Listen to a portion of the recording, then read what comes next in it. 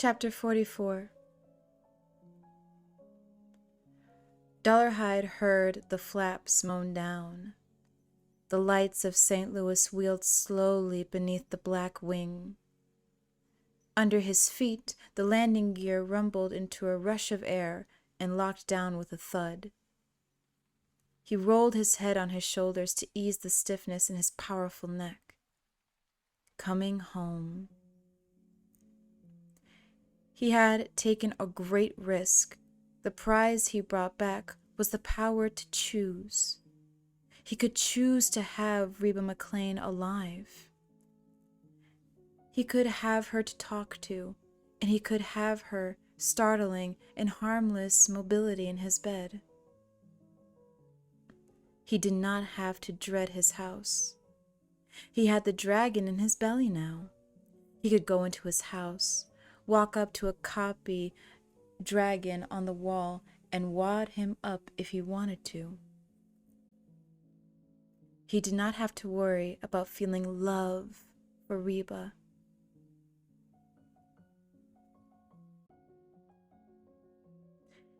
If he felt love for her, he could toss the Shermans to the dragon and eased it that way.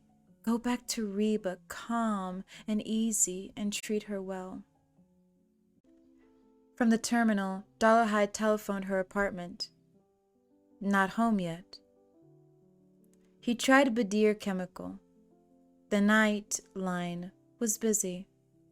He thought of Reba walking toward the bus stop after work, tapping along with her cane, her raincoat over her shoulders.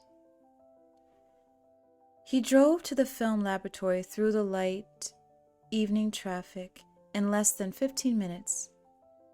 She wasn't at the bus stop.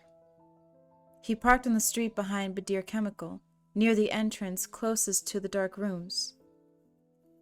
He'd tell her he was there, wait until she had finished working, and drive her home. He was proud of his new power to choose. He wanted to use it. There were things he could catch up on in his office while he waited. Only a few lights were on in 𝘈𝘕𝘠𝘕𝘠𝘠. Reba's dark room was locked. The light above the door was neither red nor green. It was off. He pushed the buzzer. No response. Maybe she had left a message in his office. He heard footsteps in the corridor. The Badir supervisor, 𝘠𝘕𝘠𝘕𝘠𝘠, passed the dark room area and never looked up. He was walking fast and carrying a thick bundle of buff personnel files under his arm.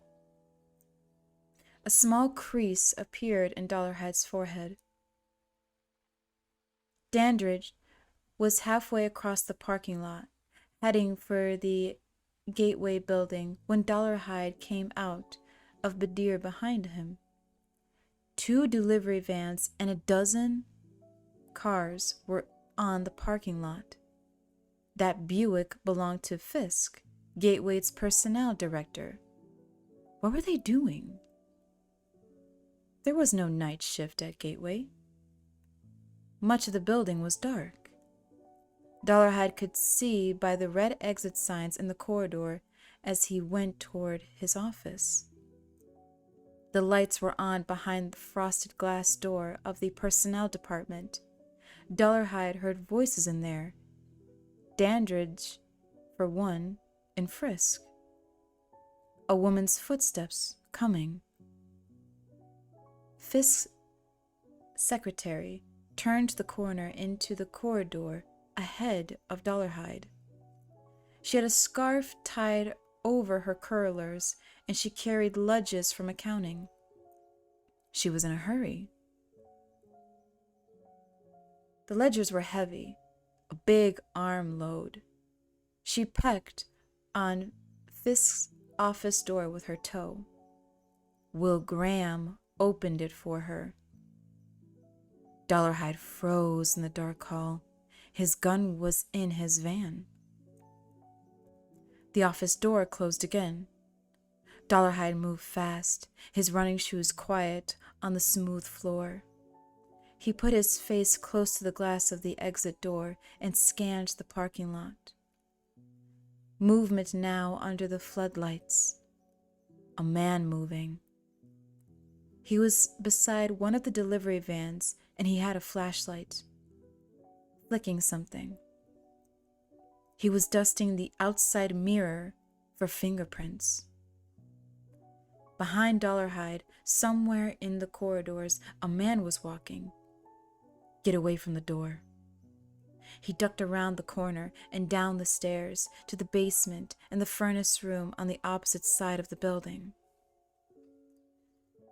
By standing on a workbench, he could reach the high windows that opened at ground level behind the 𝘔𝘩𝘰𝘮𝘬.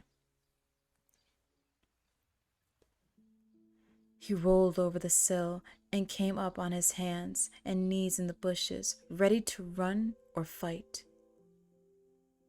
Nothing moved on this side of the building. He stood up, put a hand in his pocket, and strolled across the street, running when the sidewalk was dark, walking as cars went by.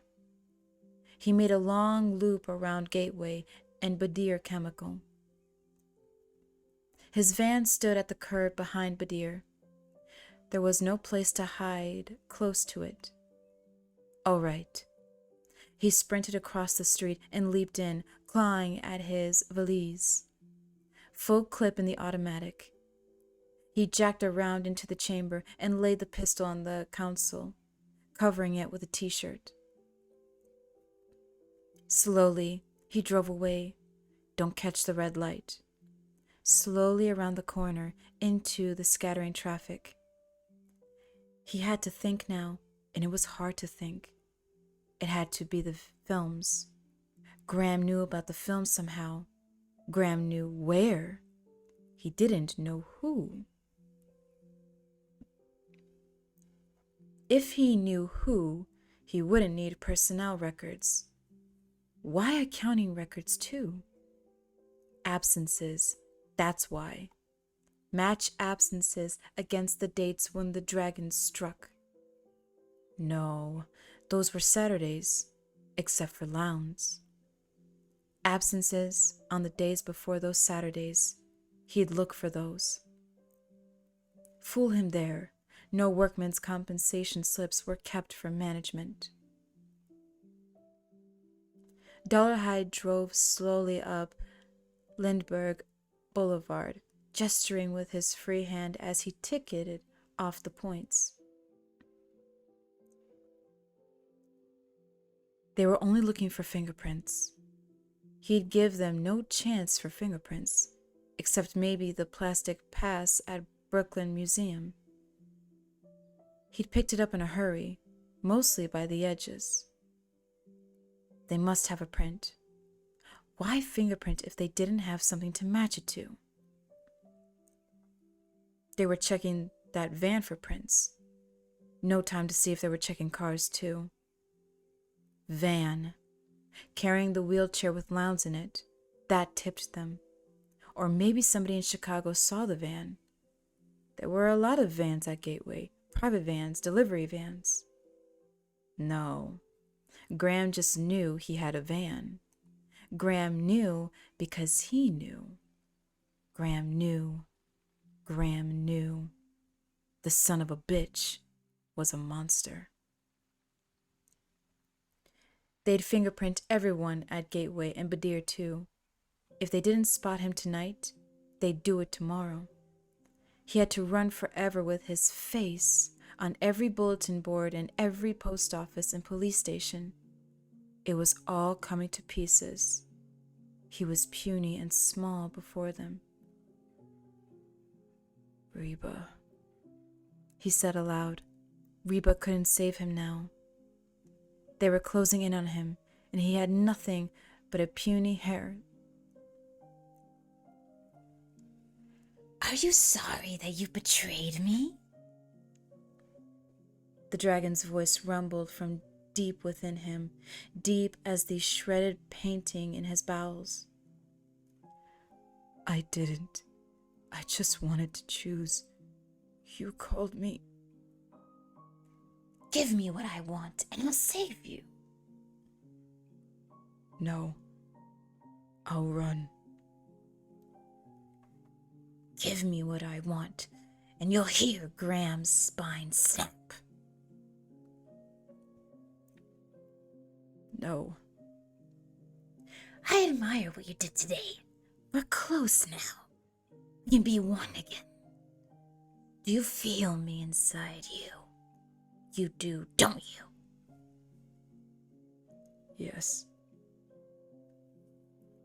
And you know I can save you.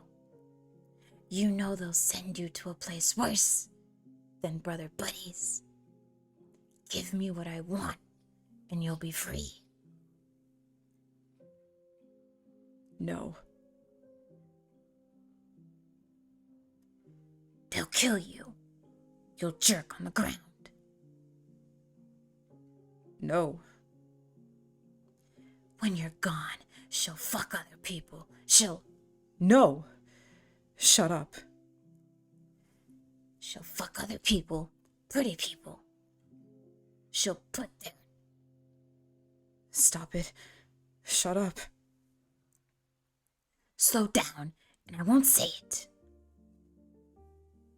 𝘠𝘓𝘻𝑗's foot lifted on the accelerator. That's good.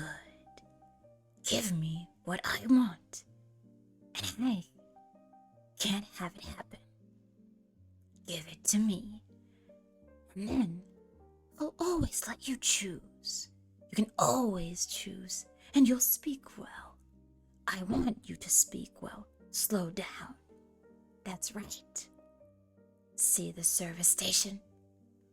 Pull over there, and let me talk to you.